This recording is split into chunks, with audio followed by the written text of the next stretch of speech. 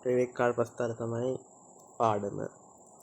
ප්‍රවේග කාල ප්‍රස්ථාරයක x අක්ෂය ඔස්සේ කාලයත් y අක්ෂය ඔස්සේ ප්‍රවේගයත් තමයි නිරූපණය කරන්නේ. ඔයාලා දන්න තියෙන ප්‍රවේගය කියන්නේ විස්ථාපන වෙනස බෙදීම කාලයට.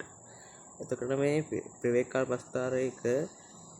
ප්‍රස්ථාරයේ යම්කිසි ලක්ෂයක අනුක්‍රමණය කියන්නේ එම ලක්ෂයකට අඳින ලබන ස්පර්ශකය x අක්ෂයේ ධන දිශාව සමග වාමාවර්තව සාධන කෝණයේ tan නගේ. ඒක තමයි අනුක්‍රමණය කියන්නේ.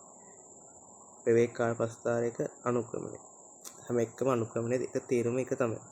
දැන් අපි මේ උස dv ලෙසත් යට උස dt ලෙසත් ගත්තොත් අපිට tan alpha මේ කෝණය alpha සමානයි dv බෙදීම dt කියලා මට කියන්න පුළුවන්. ඇත්තටම උතන dv කියන්නේ ප්‍රවේග වෙනසක්. එතකොට dt කියන්නේ කාලය. ඒ ප්‍රවේග වෙනස අතර කාලය. එතකොට අපිට ප්‍රවේග වෙනස බෙදීම කාලය කියන එක තේරුම තමයි තොරණය. එතකොට යම්කිසි ප්‍රවේග කාල ප්‍රස්ථාරයක යම්කිසි ලක්ෂයක අනුක්‍රමණයෙන් අපිට එන්නේ එම ලක්ෂයේදී තොරණය තමයි අපිට නිරූපණය කරගන්න පුළුවන්. එතකොට මේ වගේ ප්‍රවේග කාල ප්‍රස්ථාරයක අපි සාමාන්‍යයෙන් ඉහළට ධන ලෙසත් ප්‍රවේගය පහළට ඍණ ලෙසත් තමයි සලකන්නේ. ඒක සාමාන්‍යයෙන් අපි සම්මතයක් විදිහට ඉහළට ධන ලෙසත් පහළට ඍණ ලෙසත් අපි සලකනවා. එතකොට මේ ප්‍රවේග කාල ප්‍රස්ථාරයේ ඉහළට චුට්ටක් හරි තිබ්බොත් ප්‍රවේගය ධනයි. චුට්ටක් හරි පල්ලෙහාට තිබ්බොත් ප්‍රවේගය ඍණයි.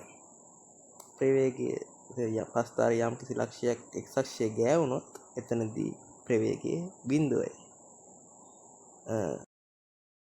අපි මේ ප්‍රස්ථාරයේ අනුක්‍රමණය බැලුවොත් අනුක්‍රමණය කියන කටපාඩම් කරගන්න ඕනේ නෑ. ඒකට වැදගත් මේ වාමාවර්තව හදනවා කියන එක වැදගත්. දැන් මේ ප්‍රස්ථාරයේ අපි අනුක්‍රමණය ගත්තොත් මේ කෝණය ඇල්ෆා කියලා අපි ගත්තොත් අපිට ඇල්ෆා සුළු කෝණයක් කියලා පැහැදිලිවම පේනවා.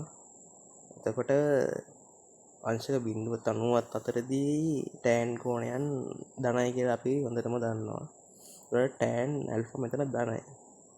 ඒකට tan ඇල්ෆා කියන්නේ මෙතන අනුක්‍රමණය නැතරම. අනුක්‍රමණය ධනයි කියන්නේ ප්‍රවේග කාල ප්‍රස්ථාරයක අනුක්‍රමණය කියන්නේ අපි තොරණයටනේ. තොරණය ධනයි. ඒ කියන්නේ ඔය වගේ හැඩයක් තිබ්බොත් ධනයි. ඒතර මෙන්න මේ වගේ හැඩයක් තිබ්බ ප්‍රස්ථාරේ මොකද බලන්න මේ වාමාර්ථව කියන එකේ වැදගත්කම. මේ කෝණය ඇල්ෆා කියලා අපි ගත්තොත් ආයේ ඇල්ෆා මහා කෝණය. එතකොට අපි දන්නවා හොඳටම අංශක 90ත් 180ත් අතරදී කෝණය tan ඇල්ෆා අංශක 90ත් 180ත් අතර නම් අනිවාර්යෙන් ඒක ඍණයි. තොරණේ ඍණයි කියන්නේ මන්දනයක් පැහැදිලිවම. එතකොට ඔන්න ඔය ආකාර දෙක තමයි ප්‍රධාන වශයෙන්ම එන්නේ ඒ ලෙවල් වලට අර විස්තර කාල ප්‍රස්ථාර වගේ ප්‍රවේග කාල ප්‍රස්ථාර වක්‍රයන් එන්නේ නැහැ සාමාන්‍යයෙන්. එහෙම එන්නේ නැහැ.